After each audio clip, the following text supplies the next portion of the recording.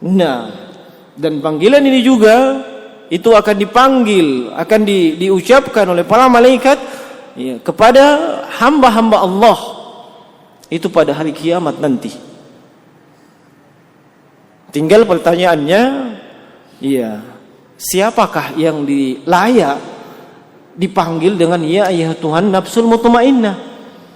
Apakah semua manusia? Iya, apalagi kalau memang namanya adalah mutmainnah. Iya. Nah, kan begitu. Iya. Iya. Nah, ada sebagian orang atau mungkin sebagian kaum muslimin itu mengatakan bahwasanya ini kan jiwa mutmainnah. Jiwa manusia kan ada 3. Ada jiwa apa? Ammaratun bisu, kan begitu. Dan ada jiwa yang al-lawwamah. Iya. Kalau dia pakai istilah nafsu, ada nafsu al-ammaratun bisu, ada nafsu lawwamah, ada nafsul mutmainnah katanya. Iya. Apakah jiwa manusia itu 3? Iya. Jawabannya, jiwa manusia cuma 1. Hanya sifatnya berbeda-beda, karakternya berbeda-beda. Iya. Kalau seseorang yang mendominasi dirinya adalah kecondongan kepada hal-hal yang buruk, hal-hal yang jelek, maka itu ya, kecondongan jiwanya disebut dengan inna nafsal ammaratun bisu'. Sebagaimana ucapan Nabiullah Yusuf alaihi salatu wassalam dalam surah Yusuf di ayat yang ke-53. Innan nafsa la ammaratun bisu' illa ma rahima rabbi inna rabbi ghafurur rahim. Sungguhnya jiwa atau nafsu itu senantiasa la ammarah, senantiasa mengajak, menuntun, memerintah kepada keburukan. Kecuali jiwa yang Allah Subhanahu wa taala rahmati. Adapun yang lawwamah Allah sebutkan di ayat yang kedua dalam surah Al-Qiyamah. La uqsimu biyaumil qiyamah wa la uqsimu bin nafsil lawwamah. Lawwamah, ini banyak ungkapan para ulama yang menyebutkan itu. Apa maksud dari al-lawwamah? Ya, sebagian ulama menyebutkan itu adalah nafsu atau jiwa yang tidak kokoh, tidak tenang pada satu keadaan. Tidak tenang pada satu keadaan. Ada juga yang mengambil dari makna bahasa. Lawwama, iya, dia isi mubalaghah dari kalimat laum. Laum itu mencelah. Iya, laum itu mencelah, yaitu jiwa nafsu yang senantiasa mencela dirinya sendiri. Dia berbuat kebaikan tetap dia celah. Apalagi berbuat keburukan. Berbuat kebaikan kenapa dia celah? Kenapa cuma itu dia lakukan? Padahal masih bisa dia tambah kebaikannya. Iya, apalagi kalau dia melakukan keburukan. Nah, iya. Yang ketiga mutmainnah, yang disebut dalam ayat ini, dalam suratul Fajar. Tapi jiwa manusia cuma 1, sifatnya yang berbeda-beda. Nah, siapa yang layak dipanggil ya ayyuhan nafsul mutmainnah ketika seseorang itu meninggal? Kalau kita perhatikan apa yang disebutkan penafsiran para ulama, baik dari kalangan sahabat, tabi'in dan para ulama tafsir, semua sifat, definisi, ta'rif, terminologi yang mereka sebutkan itu hanya kembali kepada seorang yang beriman. Hanya kembali, iya, kepada seorang yang beriman dengan keimanan yang sejati. Dengan keimanan yang hakiki. Saya sebutkan demikian, iya, sebab ada kaum mukminin yang beriman mengaku, tapi kadang tidak ada tanda dari keimanannya. Kadang juga ada kekurangan dari keimanannya. Yang namanya orang mukmin itu bertingkat-tingkat, bukan pada satu level, bukan pada satu jenjang. Iya. Ada yang betul-betul keimanannya hakiki dan sejati. Dan itu ada tandanya. Bukan cuma sekedar diucapkan dengan lisan. Iya, ada tandanya. Banyak tanda Allah sebutkan dalam Al-Quran terkait dengan beriman. Iya. Seperti contoh yang kita lakukan di saat ini, itu sudah tanda keimanan. Allah sebutkan dalam Al-Quran, innama ya'mur masajidallah man amana billahi wal yawmil akhir. Sesungguhnya memakmurkan rumah-rumah Allah, masjid-masjid Allah, itulah mereka yang beriman kepada Allah dan beriman kepada hari kemudian. Kita termasuk orang beriman. Ya. Tapi ada tanda, indikasi yang lebih spesifik, lebih khusus, yang itu tidak akan kita dapatkan dan kita tidak akan temui, ya, umumnya pada seluruh orang yang beriman. Mungkin untuk urusan ke masjid itu semuanya hampir bisa, insya Allah. Tapi ada keadaan-keadaan tertentu itu nampak dan di situ kelihatan indikasi keimanan yang lebih khusus lagi. Di dalam hadis yang diriwayatkan oleh Imam Muslim dari sahabat yang mulia Suhaib ibn Sinan radhiyallahu ta'ala anhu, Rasulullah sallallahu alaihi wa alihi wasallam bersabda, "Ajaban li amril mu'min." Pernah dengar hadis ini? Ajaban li amril mu'min. Sungguh mengagumkan, sungguh menakjubkan kondisi keadaan seorang yang beriman. Inna amrahu kullahu khair. Semua keadaannya, semua kondisinya, semua urusannya pasti baik. Wa laysa dzalika illa lil mu'minin. Dan keadaan itu hanya pada orang yang beriman dengan keimanan yang sejati. Nah, lalu Nabi sebutkan, idza asabathu darra sabara. Ketika dia ditimpa dengan sesuatu yang tidak menyenangkan, ditimpa dengan musibah, ditimpa dengan bencana, apapun bentuknya, maka yang hal tersebut dihadapi dengan apa? Dengan kesabaran. Dengan kesabaran. Apakah semua orang beriman bisa seperti itu? Tidak semua. Semua orang yang ke masjid bisa seperti itu? Tidak semua. Tidak usah terlalu jauh. Kehilangan sendal saja sebentar, dilihat di situ. Iya, dilihat di situ nanti. Iya. Mungkin ada kawannya yang sengaja mau tes kesabarannya si fulan. Iya. Nah, bawa pulang sendalnya temannya. Mau dilihat. Iya. Kalau kau urusan ke masjid, alhamdulillah 5 waktu. Itu tanda umum dia beriman. Tapi tanda khususnya apa? Ketika mendapatkan ujian, cobaan atau sesuatu yang tidak menyenangkan. Nabi sebutkan mereka yang betul-betul berada pada keimanan yang hakiki, keimanan yang sejati, apapun itu dia pasti hadapi dengan kesabaran. Dia pasti hadapi dengan kesabaran. Dan tanda orang bersabar itu disebutkan ada 3. Dia mampu menahan lisannya dari ngomel. 1. Iya. Yang kedua, dia mampu menahan hatinya untuk tidak kesal, mendongkol. Iya. Apa bahasa kita di sini? Makan ikan ya? Iya, makan ikan. Iya, betul. Mampu dia tahan hatinya. Biasanya kalau hatinya makan ikan ini diungkap dengan lisan. Dan yang ketiga, dia mampu menahan anggota tubuhnya untuk melakukan tindakan pelampiasan. Kalau 3 hal ini dia mampu tahan, nah itu sabar namanya. Sabar. Kalau cuma salah satunya yang ada, itu belum sabar. Belum sabar namanya itu. Nah, apa saja yang menimpanya, dia pasti akan hadapi dengan kesabaran. Apa saja itu? Kenapa dihadapi dengan kesabaran? Itu konsekuensi keimanan. Keimanan kepada apa? Kepada qada dan qadar. Bahwa apa yang menimpa dirinya, apapun bentuknya, itu takdirnya Allah. Allah yang tentukan itu.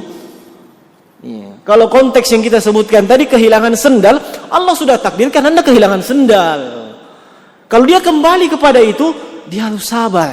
Allah sudah takdirkan sendal saya hilang. Nih. Dan Allah takdirkan si fulan yang ambil. Nih. Itu konsekuensi keimanan. Nah, buah dari keimanan qada dan qadar. Lalu bagaimana kalau ada yang pukul kita? Iya. Saya tanya dulu, bagaimana itu? Kita tidak tahu, tiba-tiba tidak ada angin, tidak ada hujan, tiba-tiba ada yang tonjok. Apa yang mesti kita lakukan? Terima kasih. Wah, saya mau coba itu. Luar biasa. Nah, iya. Kalau tingkatan keimanan seseorang, iya, terkait dengan masalah kesabaran, itu sekali lagi sangat ditentukan oleh tingkatan keimanannya di mana. Iya. Allah memberikan kita hak untuk membalas. Allah memberikan hak kita untuk membalas. Wa jazaa'u sayyi'atin sayyi'atun mithluha. Sudah pernah kita bahas. Balasan kejahatan yang semisal. Allah kasih hak kita untuk membalas. Bersama dengan itu, Allah beri pilihan yang terbaik. Faman afa wa aslaha. Siapa yang mau maafkan, melakukan perbaikan, fa ajruhu 'ala Allah. Disiapkan baginya pahala. Beda kalau kita balas. Iya, kita balas mungkin hati puas. Iya. Tapi tidak dapat pahala, tidak dapat apa-apa. Iya. Dan orang yang bisa sampai kepada tingkatan kesabaran, dan ini kesabaran yang paling sulit. Kalau kita mendapatkan bencana, musibah, dan apapun dari alam ini, itu agak mudah. Tapi kalau itu datang dari manusia yang lain kepada kita, itu kesabarannya jauh lebih sulit. Jauh lebih sulit. Makanya para ulama itu menyusun, risalah-risalah khusus membahas terkait bagaimana menghadapi dan membiasakan kita sabar menghadapi ulah manusia. Sebab itu yang paling sulit dari kesabaran yang ada. Iya. Kita kehilangan sesuatu mungkin kita bisa belajar sabar. Tapi gangguan dari orang lain itu jauh sangat sulit. Iya. Dan sekali lagi, kalau seseorang kembali kepada konsep kesabaran itu, konsep keimanan kepada qada dan qadar, dia pasti bisa sabar. Bagaimana caranya? Iya, saya dipukul tadi itu. Iya, Allah takdirkan dia pukul saya. Allah mentakdirkan dia pukul saya. Iya. Itu sudah ketentuan Allah. Dia memukul saya. Allah juga sudah mentakdirkan bagian yang kena muka saya. Dan Allah juga sudah mentakdirkan itu sakit di sini dan di dalam lebih sakit. Allah sudah takdirkan itu. Dan Allah juga sudah mentakdirkan bahwa apa yang menimpa saya, dipukul, dibonyok dan yang seterusnya, itu adalah ulah perbuatan saya sendiri. Nah, ini sulit mungkin kita terima. Sulit bisa kita terima ya. Apalagi mereka, saya tidak bikin apa-apa. Saya tidak pernah punya masalah dengan si dia.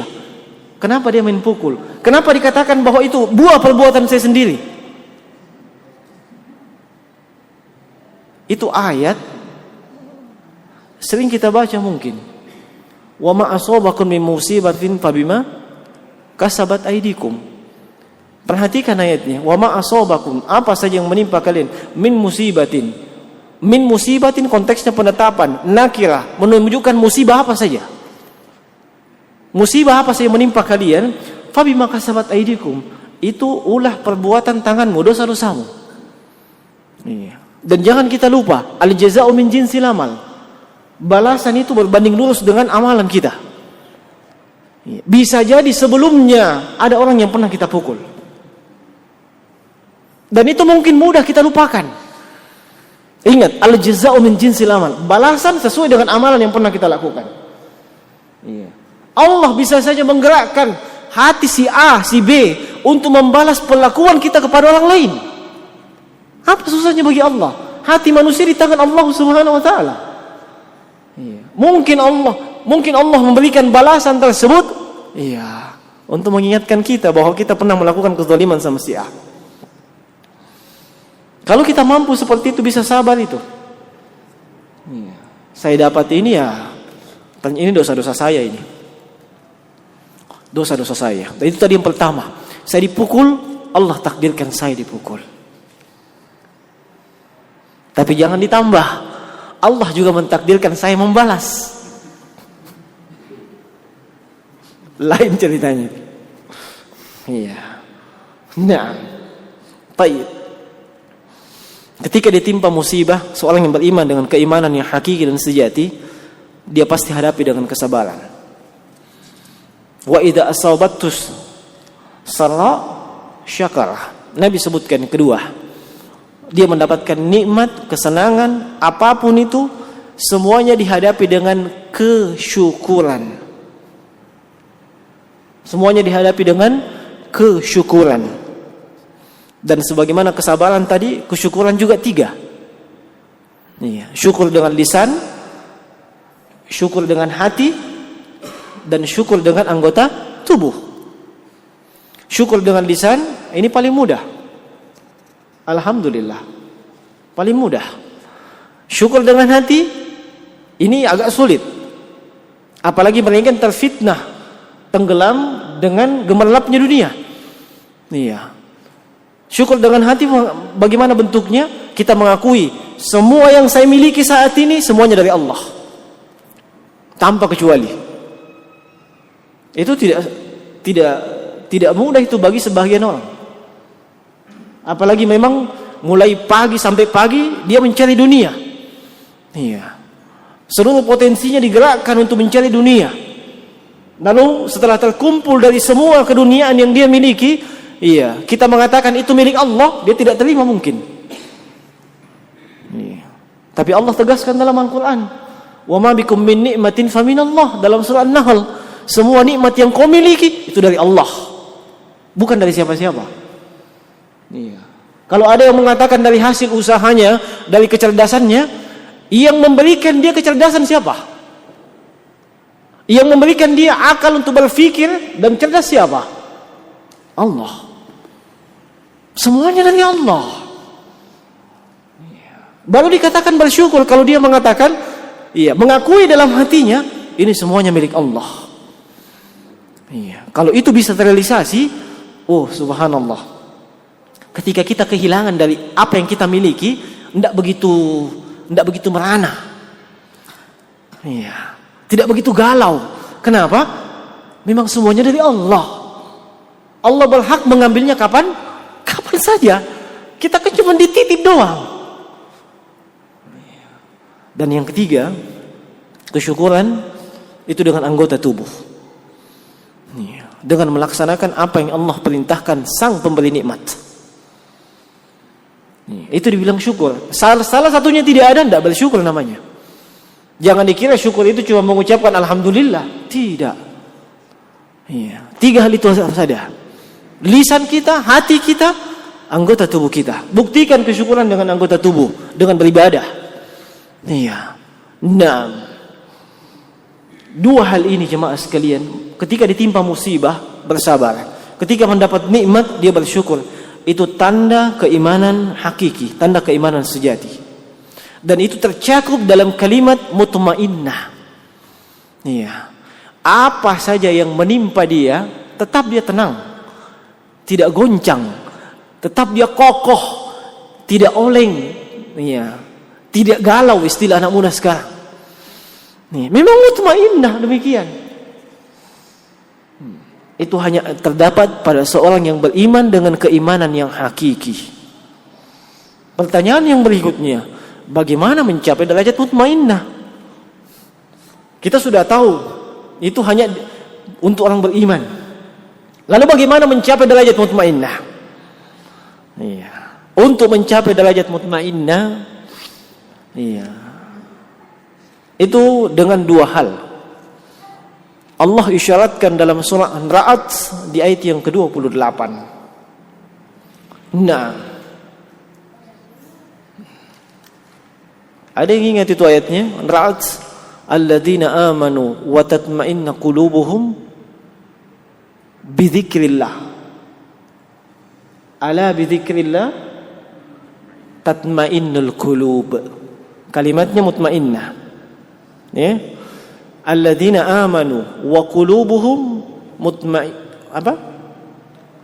tatma'innu bidzikrillah. Mereka orang yang beriman, sudah tadi beriman, dan hatinya tenang dengan mengingat Allah Subhanahu wa taala. Lalu Allah tegaskan, ala, ingatlah, dengan berzikir kepada Allah hati bisa menjadi tumakninah. Dari situ jemaah sekalian, para ulama menyebutkan untuk mencapai derajat mutmainnah itu ada dua, yaitu billahi wa bidzikrillah. Billahi wa bidzikrillah. Apa maksudnya billahi? Tumakninah itu datangnya dari Allah. Allah yang berikan, Allah yang anugerahkan, bukan warisan. Ya, bukan warisan. Kalau nenek kita dulu dikenal seseorang memiliki jiwa yang mutmainnah, terus diwariskan ke kita, tidak bisa. Bukan, itu dari Allah. Nah, kalau itu dari Allah, bagaimana cara kita? Mohon kepada Allah, minta kepada Allah. Dan yang kedua dengan amalan soleh. Apa amalan soleh yang disebutkan dalam ayat? Berzikir. Itu contoh amalan soleh. Nah, dari sini sudah ada kesimpulan. Ternyata untuk sampai kepada derajat mutmainnah itu dengan dua hal. Keimanan dengan amalan soleh. Bisa dicapai dengan keimanan dan amalan soleh. Tapi keimanannya tadi dengan apa? Keimanan yang hakiki, keimanan yang sejati. Dan dengan amalan soleh, Allah sebutkan contoh amalan solehnya dengan berzikir kepada Allah Subhanahu wa ta'ala. Kemudian jemaah sekalian, terkait dengan ayat ini, ya ayyatuhan nafsul mutmainnah irji'i ila rabbiki radiyatan mardiyah. Para ulama tafsir itu berbeda pendapat. Ini ayat turun kepada siapa? Siapa yang melatar belakangi sampai ayat ini turun? Dan ini disebutkan oleh Imam Al-Hafidh Ibnu Katsir dalam tafsirnya. Dan beliau menyebutkan beberapa riwayat. Satu, riwayat Ad-Dhahhak dari Abdullah bin Abbas radhiyallahu anhuma, bahwasanya ayat ini turun kepada Utsman bin Affan radhiyallahu anhu. Artinya yang dipanggil ya ayyatuhan nafsul mutmainnah itu Utsman. Iya. Kemudian riwayat dari Buraidah bin Hasib rahimahullahu taala menyebutkan bahwa ayat ini turun kepada Hamzah bin Abdul Muttalib, paman Nabi sallallahu alaihi wasallam yang syahid.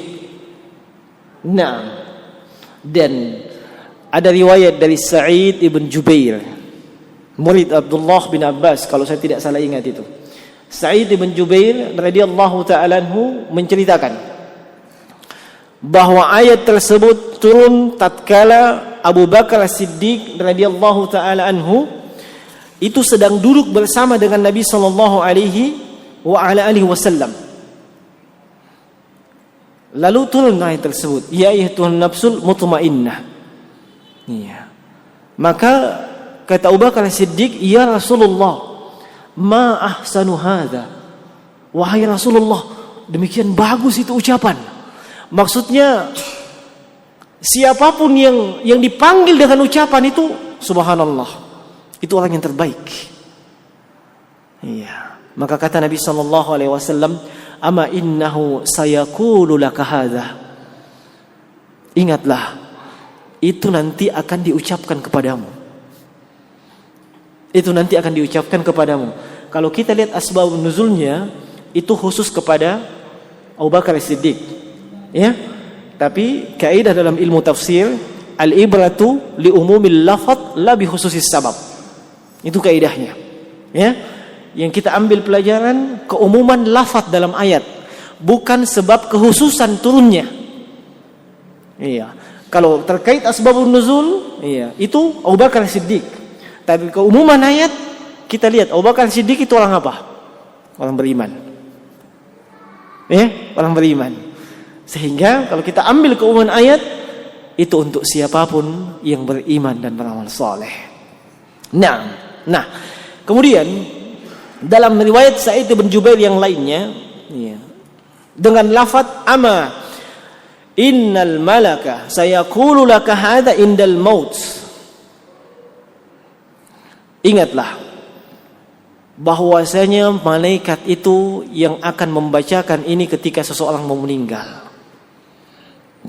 Malaikat yang mengucapkan itu, ya ayyatuhan nafsul mutmainnah. Tapi muncul pertanyaan di sini, bagaimana kalau kita yang bacakan? Bagaimana? Saya pernah mendengar seseorang itu ketika ada yang meninggal, dengan keras dia bacakan, ya ayyatuhan nafsul mutmainnah irji'i ila rabbiki radiyatan mardiyah. Apa itu cocok? Apa itu cocok? Ada fatwa, saya sudah posting di grup ya. Iya, itu fatwa dari dua ulama kibar, dua ulama besar. Iya, terkait dengan itu ucapan tersebut kepada orang yang meninggal. Dan kedua fatwa tersebut intinya sama. Itu tidak benar. Sebab kita tidak bisa menjamin, menggaransi yang meninggal ini betul-betul berada pada jiwa mutmainnah. Iya. Yang dipanggil dengan ya ayyuhatun nafsul mutmainnah memang beriman dan beramal soleh, tapi dia husnul khatimah, istiqamah di atas hal tersebut. Siapa yang menjamin dia husnul khatimah? Siapa yang menjamin dalam keadaan demikian dia meninggal? Kan tidak ada. Dan Nabi SAW, saya belum menjumpai ada riwayat beliau membacakan itu kepada sahabatnya. Padahal di antara sahabatnya itu ada 10 orang yang dijamin masuk surga. Tapi Nabi tidak bacakan itu kepada mereka. Padahal mereka lebih layak untuk itu. Sebab sudah ada jaminan. Sudah ada jaminan. Dan secara umum sahabat, Allah menggaransi mereka dengan radhiyallahu anhum wa radwan. Allah ridho kepada mereka. Iya, mereka ridho kepada Allah Subhanahu wa taala. Itu rekomendasi dari Allah. Nih, dalam surah At-Taubah di ayat yang ke-100. Tapi Nabi tidak mengucapkan itu kepada sahabat yang meninggal. Termasuk kepada Hamzah bin Abdul Muttalib, ya, yang syahid, yang dicincang. Nabi tidak bacakan ya ayyuhan nafsu, tidak. Nih, ya. Jadi sebaiknya dihindari saja. Iya, sebaiknya kita hindari yang seperti itu. Nah, baik. Nah, jam berapa Isa? Ya? Masih lama. Nah, kemudian Allah Subhanahu wa taala berfirman, ya ayyatuhan nafsul mutmainnah irji'i ila rabbiki. Irji'i, iya, kembalilah. Makna kembali, irji'i di situ disebutkan oleh Imam Al-Hafidz Ibnu Katsir rahimahullah, ay ila jiwarihi wa thawabihi wa ma a'adda li ibadihi fi jannatihi. Kembalilah kepada Allah Subhanahu wa taala. Kembalilah kepada apa yang telah Allah Subhanahu wa taala janjikan. Dan ini berita gembira kepada siapapun yang memiliki jiwa yang mutmainnah. Dalam keadaan apa? Dalam keadaan radhiyatan mardiyah. Dalam keadaan dia ridha dan dia diridhai. Ini dua hal ini mesti ada. Anda ridha dan Anda diridhai. Apa artinya ridha? Puas. Iya. Menerima semuanya dengan lapang. dengan hati yang lapang, dengan senang. Iya. Makanya ada perbedaan antara kesabaran dengan ridho itu. Ya. Iya. Kalau tingkatan-tingkatan manusia yang mendapatkan musibah itu kan ada yang murka, ada yang sabar, ada yang ridho.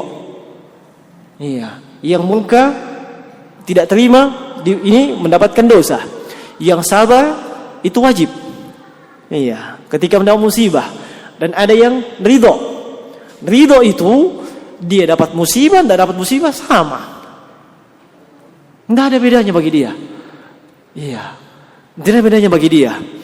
Dan ada yang paling tinggi, syukur. Ini mungkin tidak bisa diterima. Tapi itu tingkatan paling tinggi. Dapat musibah, iya, dia tidak bersabar. Dia juga tidak ridho, tapi dia malah bersyukur. Alhamdulillah. Wah, banyak yang naik keningnya ini saya lihat. Tidak terima. Nah, iya, itulah sebab tingkatan keimanan berbeda-beda. Iya. Yang wajibnya sabar, sunnatnya ridho. Yang lebih sunnat lagi syukur. Iya. Itu Pak Nabi ketika ditimpa musibah, beliau tidak sabar. Beliau tidak ridho, beliau syukur. Nabi SAW. Makanya ketika beliau mendapatkan sesuatu yang sangat tidak menyenangkan, apa ucapan beliau? Apakah beliau mengatakan inna lillahi wa inna ilaihi rajiun? Tidak, beliau tidak bilang itu. Kata Aisyah radhiyallahu anha, ketika beliau ditimpa dengan sesuatu yang tidak menyenangkan, apa ucapan beliau? Alhamdulillah ala kulli hal. Segala puji bagi Allah pada seluruh keadaan. Tingkatan keimanan Nabi sallallahu alaihi wasallam. Iya. Kenapa jemaah sekalian? Kalau kita memahami makna yang terkandung di balik ujian dan musibah, itu enak sekali bersyukur. Iya, ladang pahala di balik musibah itu. Ladang pahala. Allah ganti dengan ganti yang jauh lebih baik. Iya. Nah, ditambah dengan pahala kesyukuran. Ditambah lagi musibah itu bukan mengenai agama kita. Ya, tapi sekali lagi itu tingkatan yang cukup level yang tinggi. Yang wajib bagi kita apa? Sabar. Itu yang wajib dulu. Yang wajib saja dulu tunaikan. Lagi pula bisa jadi fitnah kalau bisa jadi fitnah itu kalau Anda bersyukur. Iya, saya pernah kasih contoh, ada yang mertuanya meninggal, alhamdulillah. Ini bisa jadi fitnah itu. Iya. Iya, jangan-jangan kita lagi dituduh nanti itu penyebar ajaran sesat itu. Iya. Padahal ada tingkatan-tingkatannya. Iya. Nah, bukan pada satu tingkatan. Nah, ridho. Dia ridho dengan apa yang Allah berikan dan dia pun diridhoi oleh Allah Subhanahu wa taala. Itulah keadaan mereka yang disebut dengan ayyatuhan nafsul mutmainnah irji'i ila rabbiki radiyatan mardiyah. Kemudian fadkhuli fi ibadi. Allah perintahkan itu yang jiwa mutmainnah tadi, masuklah ke dalam golongan hamba-hambaku. Iya. Masuklah ke dalam golongan hamba-hambaku. Hamba-hamba apa dimaksud di sini? Iya. Ulama tafsir menyebutkan ibadiyas salihin. Masuklah ke dalam golongan hamba-hambaku yang saleh. Dan hamba-hamba yang saleh termasuk dari golongan yang mendapatkan nikmat sebagaimana yang Allah sebutkan dalam surah An-Nisa. Iya, wa may yuti'illah wa rasul fa ulaika ma'al ladzina an'ama Allahu 'alaihim minas siddiqin wasyuhada wassalihin. Iya. Apa? Wa minan nabiyyin was-siddiqin wasyuhada'i wassalihin, 4 golongan. Wa hasuna ulaika rafiqa. Dan itulah yang kita minta di dalam surah Al-Fatihah. Apa yang kita minta dalam surah Al-Fatihah? Ihdinas siratal mustaqim. Iya. Siratal ladzina an'amta 'alaihim. Kita minta jalan yang lurus. Jalannya siapa? Jalannya mereka yang sudah mendapat nikmat. Jalannya mereka yang sudah mendapat nikmat Allah sebutkan dalam surah An-Nisa di ayat yang ke-69. Wa may yuti'illah wa rasul fa ulaika ma'al ladzina an'ama Allahu 'alaihim. Siapa yang taat kepada Allah dan Rasulnya, niscaya mereka akan bersama dengan mereka yang mendapatkan nikmat dari Allah. Allah sebutkan minan nabiyyin, para nabi. Kemudian golongan yang kedua, siddiqin, orang yang jujur. Iya. Wasyuhada, orang yang mati syahid. Wassalihin, golongan yang keempat, orang saleh. Nah, dan kita berlindung dari dua golongan itu. Dua golongan selain daripada jalan yang lurus, yaitu golongan yang sesat dan golongan yang dimurkai. Golongan yang al-maghdubi alaihim, Yahudi, dan siapapun yang semisal dengan Yahudi. Iya. Jangan cuma dikatakan itu cuma Yahudi saja. Iya. Al-maghdubi alaihim, Nabi katakan itu Yahudi. Iya. Tapi siapapun yang menyerupai kaum Yahudi. Bagaimana kaum Yahudi punya ilmu tapi tidak beramal. Tahu sholat itu wajib tapi tidak mau sholat. Tahu puasa itu wajib tapi terlalu banyak alasannya untuk mau puasa. Iya. Tahu ke masjid itu tanda orang beriman tapi lebih nyaman katanya di rumah. Itu punya ilmu tapi tidak beramal. Iya. Itu mirip dengan Yahudi. Nah, adapun ad-dallin, iya, itu orang Nasrani, Nasara. Kenapa? Mereka beramal tanpa ilmu. Beramal tanpa ilmu. Dan siapapun yang beramal tanpa ilmu, ya termasuk dalam golongan yang sesat. Nah, amalannya tidak dibangun di atas ilmu. Dan kita minta di golongan yang ibadiyah salihin. Allah perintahkan, fadkhuli fi ibadi, masuklah ke dalam golongan hamba-hambaku. Kemudian wadkhuli jannati. Perhatikan ayat ini. Allah perintahkan wadkhuli jannati. Iya, masuklah ke dalam surgaku.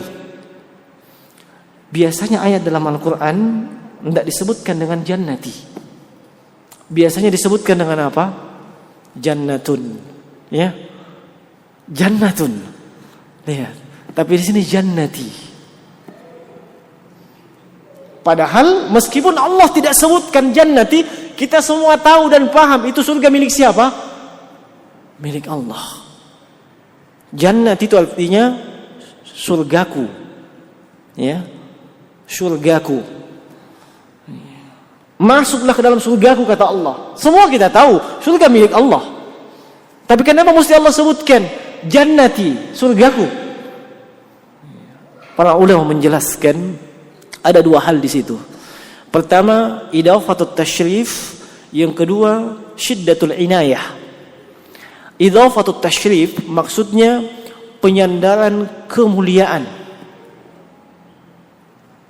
Allah menyandarkan surga dengan dirinya, menunjukkan bahwa yang disandarkan itu sangat mulia, tidak ada bandingannya.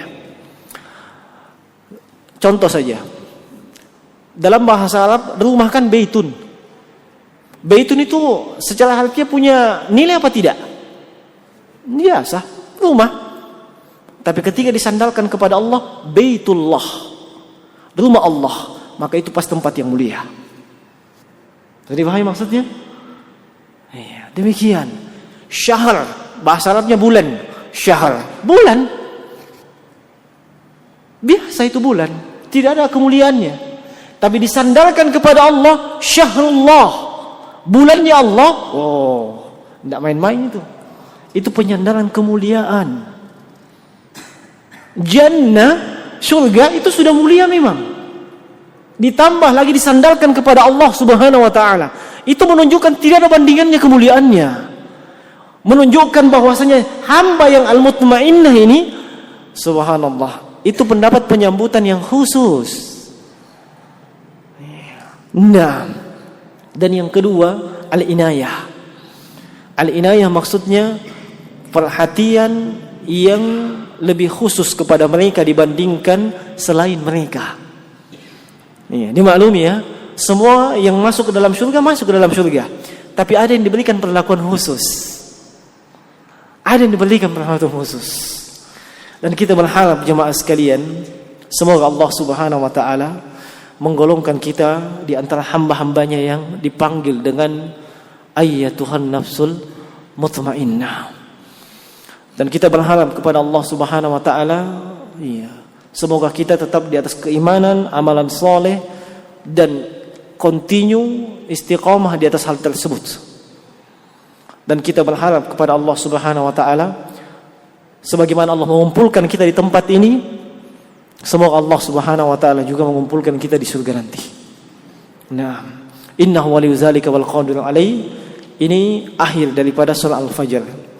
Semoga Allah Subhanahu wa taala senantiasa memberikan pemahaman kepada kita sehingga kita bisa beramal sesuai dengan apa yang ditujukan oleh Al-Qur'an dan sunnah Nabi sallallahu alaihi wasallam.